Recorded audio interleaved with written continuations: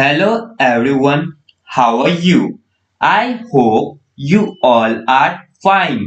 आज हम लोग national institute of open schooling का secondary course social science book 1 का module 2 India natural environment resources and development lesson 10 climate जो कि ज्योग्राफी का चैप्टर है।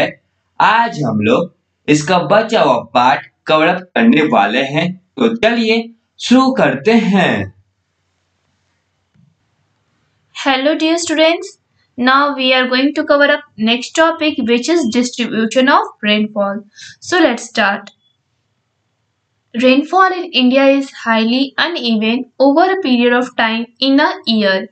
As we move from east to west in northern plains, we observe that in central India, rainfall decreases. In peninsular region, India's rainfall decreases from coast to interior parts. In northeast India, the rainfall increases with altitude. India is the unique example of rainfall distribution with marked contrasts. Both one of the rainiest and driest places of the world are located in India itself. Can you think why? Spatial variations in rainfall in India can be shown under the following headings. Observe the given map and find out the states under the given categories. तो जो भारत में जो rainfall है वो बहुत ज़्यादा uneven है और एक पीरियड में मतलब कि एक साल में ये बार बार चेंजेस होते रहते हैं। जैसे जैसे हम लोग ईस्ट से वेस्ट की ओर बढ़ते हैं नॉर्दर्न प्लेन्स में, हम लोग क्या पाते हैं कि जो सेंट्रल इंडिया का जो रेनफॉल है वो डिक्रीज करते जाता है। पेनिनसुलर रीजन में क्या होता है कि जो इंडियाज का जो रेनफॉल है वो डिक्रीज होता है कोस्ट से इंटीरियर पार्ट्स में। नॉर्थ ईस्ट इंडिया में जो रेनफॉल है वो इंक्रीज होते जाता है एल्टीट्यूड के साथ। इंडिया एक ऐसा देश है कि बहुत ज़्यादा यूनिक है एग्जाम्पल के लिए रेनफॉल डिस्ट्रीब्यूशन, जिसमें अलग अलग कॉन्ट्रास्ट है, कहीं पे ज़्यादा हो रहा है, कहीं पे मीडियम है, कहीं पे बिल्कुल बारिश नहीं हो रहा है, कहीं पे कम हो रहा है। ठीक है, और ये जो दोनों तरीका है, एक होता है बहुत ज़्यादा कहीं पे बारिश हो रहा है, एक जगह कहीं पे सुखाड़ है, ये हम लोग के सिर्फ इंडिया में ही है। आप ऐसा सोच सकते हैं क्यों? हम लोग का ये जो वेरिएशन है रेनफॉल का इंडिया में वो कुछ हेडिंग्स के द्वारा शो किया गया है। यहाँ पे एक मैप को ऑब्जर्व करना है, उसके बाद ऐसे स्टेट्स को देखना है जो इस कैटेगरीज में आते हैं। So let's start. Areas of heavy rainfall, हम लोग देखेंगे कि जहाँ पे बहुत ज़्यादा रेनफॉल होता है, मोर देन 200 सेंटीमीटर, 200 सेंटीमीटर से ज़्यादा। Maximum rainfall in India occurs in the western coast, some Himalayan regions of northeast and Garo Khasi and Jaintia hills of Meghalaya. तो ऐसा क्षेत्र जहाँ पे 200 सेंटीमीटर से ज्यादा बारिश हो रही है वो कहाँ है? वेस्टर्न कोस्ट, सब हिमालयन रीजन्स में, नॉर्थ ईस्ट में जैसे कि गारो हो गया, खासी, जयंतिया, जो कि मेघालय की हिल्स में। ठीक है, मेघालय में एक प्लेस है जिसका नाम है चेरापूंजी, वहां पे तो बहुत ज्यादा बारिश होती है। Area of moderate rainfall 100 to 200 centimetre, means यहाँ पे medium. Okay, areas receiving 100 to 200 centimeter rainfall in India include some parts of the Western Ghats, West Bengal, Odisha and Bihar and many states. तो ऐसे क्षेत्र जहाँ पे 100 से 200 centimetre बारिश होती है, वैसे क्षेत्र जहाँ पे 100 से 200 सेंटीमीटर बारिश होती है वो कौन कौन से पार्ट से? वेस्टर्न घाट्स के पार्ट से कुछ, जैसे कि वेस्ट बंगाल हो गया, उड़ीसा, बिहार और भी ऐसे कई राज्य हैं। एरियाज ऑफ लो रेनफॉल, जहाँ पे कम बारिश होती है 60 से 100 सेंटीमीटर तक। ठीक है, this is the region of low rainfall which includes parts of Uttar Pradesh, Rajasthan, interior, Deccan plateau. ऐसे क्षेत्र जहाँ पे बहुत कम बारिश होते हैं, इसमें कौन कौन से क्षेत्र है? उत्तर प्रदेश, राजस्थान और डेक्कन प्लेट्यू का interior part. Areas of इनएडिक्वेट rainfall less than 60 centimetre, वैसे जगह जहाँ पे बारिश न के बराबर होती है या फिर 60 सेंटीमीटर से कम होती है, वो कौन सा है? This is region of scanty rainfall. The western part of Rajasthan and Gujarat, Ladakh and south central part receives a rainfall of less than 20 centimetre. तो ऐसा क्षेत्र को हम लोग क्या बोलेंगे? यहाँ पे बहुत ही कम बारिश होती है, जैसे कि राजस्थान और गुजरात का वेस्टर्न पार्ट, लद्दाख और साउथ सेंट्रल पार्ट हो गया, जहाँ पे जो बारिश है वो 20 सेंटीमीटर से भी कम होती है। यहाँ पे आपका एक मैप दिया हुआ है जहाँ पे India annual rainfall means Bharat का जो एनुअल रेनफॉल है वो कहाँ पे कैसे होता है, कितना होता है, वो यहाँ पे दिखाया गया है, किस एरिया में कितना होता है. Okay, now next is socio cultural life. You are now well aware about the cycle of seasons, but a second thought comes to our mind: what do the relationship between the seasons and our life? Are they so important that they affect our life? The answer is yes. They do affect our social and cultural life. As India is an agricultural country, the main economic activity of agriculture is totally dependent on the cycle of seasons. The time of Kharif crop is advancing monsoon season and harvesting is post-monsoon season. Rabi crop is grown in winter and Jad crop is at the end of winter season. Floods and droughts are hindrances in the economic growth of the nation as our economy is agro-based economy. तो अब आप जानोगे कि जो cycle of seasons है वो तो हमारे लिए जरूरी है, लेकिन हमारे माइंड में एक दूसरा डाउट उठ के आता है कि इसका रिलेशनशिप क्या है हमारे सीजन का और हमारे लाइफ से, कोई संबंध है क्या? क्या वो इतने इम्पोर्टेंट है कि वो हमारे लाइफ पे असर डालते हैं? तो इसका आंसर है यस. वो हमारे लाइफ पे, हमारे सोशल और कल्चरल लाइफ पे इफेक्ट डालते हैं, क्योंकि हम लोग जैसा कि जानते हैं कि जो हमारा भारत देश है वो पूरी तरह से इसका जो मेन इकोनॉमिक एक्टिविटी है वो क्या है? खेती. और खेती जो करते हैं लोग वो किस पे डिपेंडेंट है? साइकिल ऑफ सीजन्स पे. खारिफ क्रॉप के टाइम में एडवांसिंग मानसून सीजन की जरूरत होती है और हार्वेस्टिंग के टाइम में पोस्ट मानसून सीजन की. जो रॉबी क्रॉप है वो विंटर में ग्रोथ किया जाता है और जो जायद क्रॉप है वो विंटर सीजन के एंड में ग्रो किया जाता है. जो सूखा है या फिर जो बाढ़ है वो एक बहुत बड़ा बाधा पहुंचाता है हम लोग के इकोनॉमिक ग्रोथ में, हमारे देश के इकोनॉमिक ग्रोथ में, क्योंकि हमारा जो इकोनॉमी है वो एग्रो बेस्ड इकोनॉमी में हम लोग खेती पे ही निर्भर है. All our activities are related with the seasons. As winter season comes, the days become shorter and we start purchasing woolen clothes. Groundnuts, almonds, and calorie-rich food become very important in our diet. In spite of cold weather season, people celebrate many festivals like Makar Sankranti in many states, Lohri in Punjabi, and Pongal in Tamil Nadu in the month of January.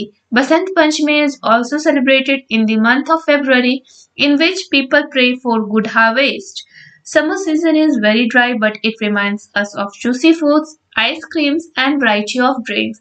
What are the fruits available in this season? Holi and Baisakhi are the main festivals of the season. By the end of summer, farmers start preparing their fields so that they can welcome the rains. This is the time when people of Kerala celebrate Onam, which coincides with their harvest season. Post-monsoon is the harvesting time. It is also a festival time of Dashehra, Durga Puja, and Diwali, which are celebrated all over India. तो हमारी जितने भी activities है वो season से related है.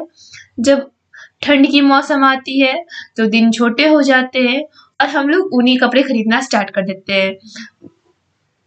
Groundnuts हो गया, आमंड्स हो गया, या फिर जिस खाने में कैलोरी होता है वो हमारे डाइट का एक इम्पॉर्टेंट हिस्सा बन जाता है. इन सब के अलावा ठंड के मौसम में जो लोग हैं बहुत सारे फेस्टिवल्स को सेलिब्रेट करते हैं, जैसे कि मकर संक्रांति बहुत सारे स्टेट्स में मनाए जाते हैं, लोहरी पंजाब में सेलिब्रेट किया जाता है, पोंगल तमिलनाडु में सेलिब्रेट किया जाता है जनवरी के महीने में. ठीक है, बसंत पंचमी भी फरवरी के महीने में सेलिब्रेट किया जाता है, जिसमें जो लोग हैं वो अच्छे हार्वेस्ट के लिए ईश्वर से प्रार्थना करते हैं. गर्मियों के मौसम में जो हमारा गर्मी का मौसम है बहुत ज़्यादा सूखा हुआ होता है, मीन्स बहुत गर्मी होती है, लेकिन इसमें हमारे पास जूसी फ्रूट्स होते हैं, आइसक्रीम्स होते हैं और अलग अलग प्रकार के ड्रिंक्स भी होते हैं ठंडे. ठीक है, और ये जो फ्रूट्स है वो इस सीजन में उसी प्रकार से अवेलेबल होता है.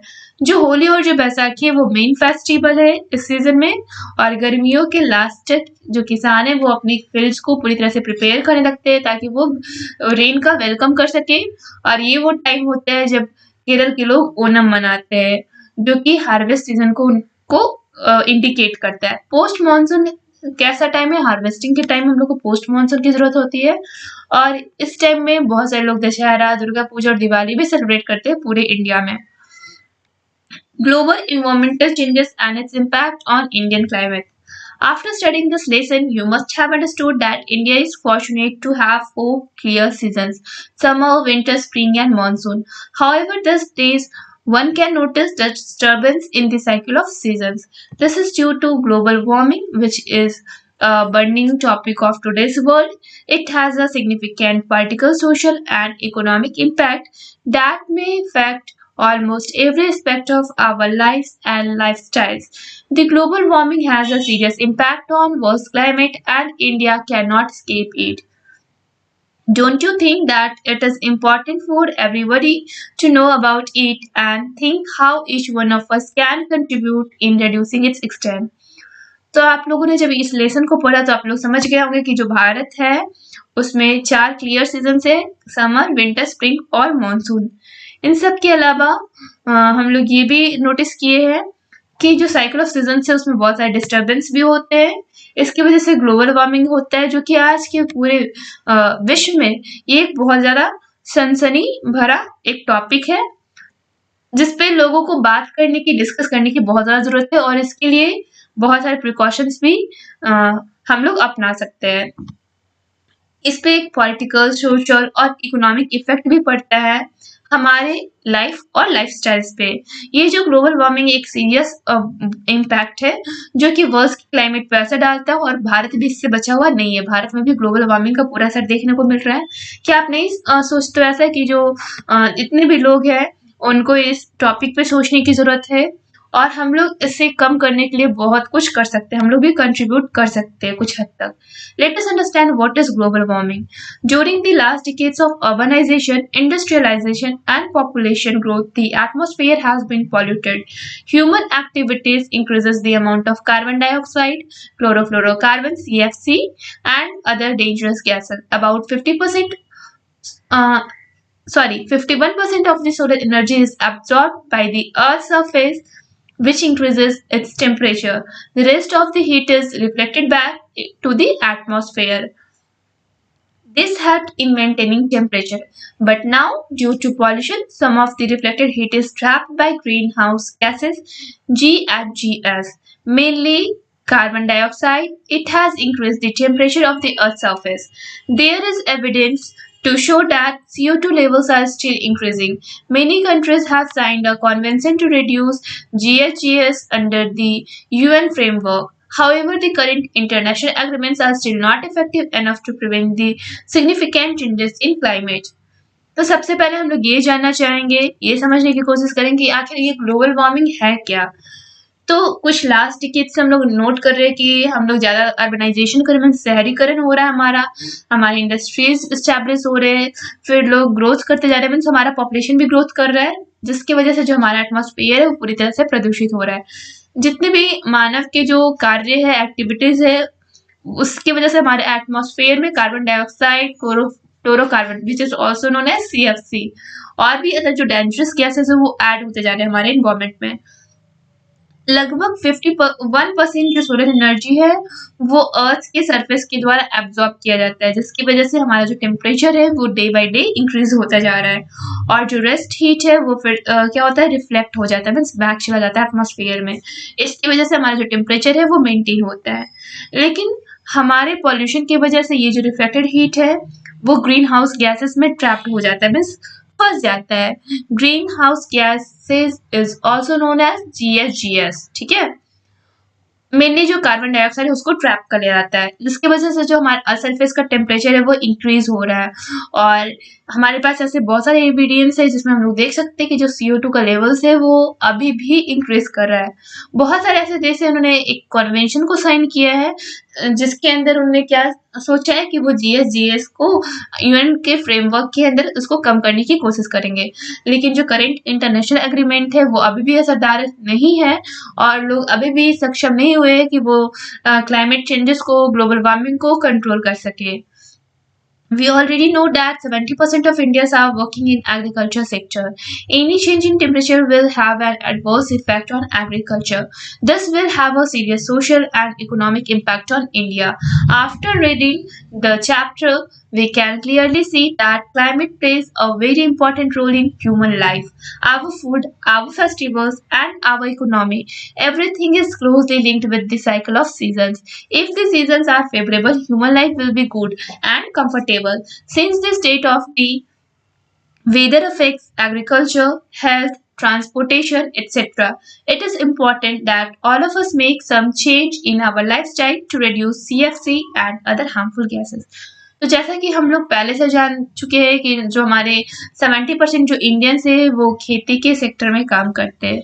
कोई भी चेंज अगर टेम्परेचर में होता है तो उसका बहुत बड़ा असर हमारी खेती पे पड़ने वाला, हमारे एग्रीकल्चर पे पड़ने वाला है, जिसकी वजह से हमारा जो इकोनॉमिक और जो सोशल जो इम्पैक्ट है बहुत ही खराब होने वाला है।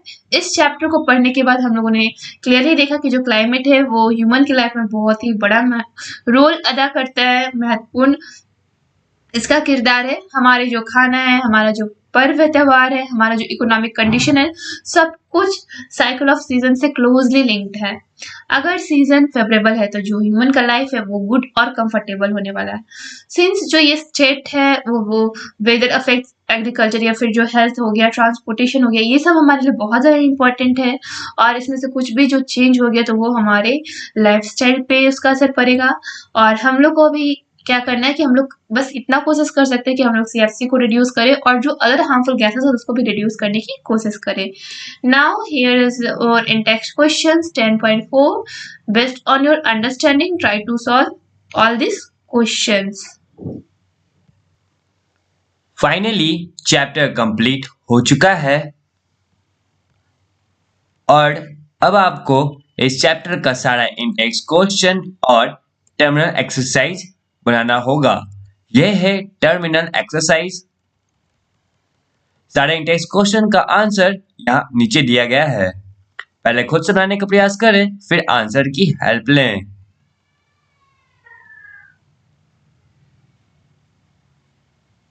That's all for today. Thank you everyone.